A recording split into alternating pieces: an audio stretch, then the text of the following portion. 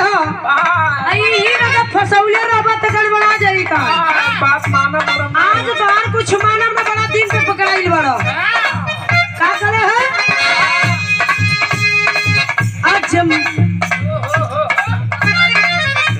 आज मानव न राहुल का हल्का जी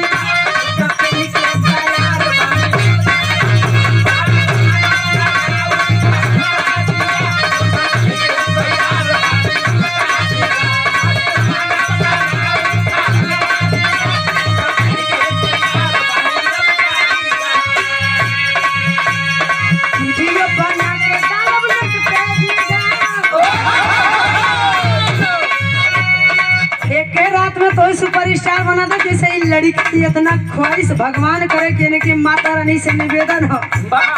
कि इतना बढ़िया ही बाजीटर हो जा अभिमन्यु को काम करे लड़का एकदम से ऊपर लेकिन अगर ध्यान दे देबा शरीर का ठीक बना भाई के पेटवा में सीखे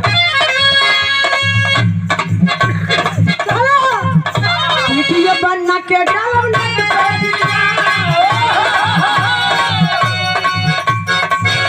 बनना के डालब नट पे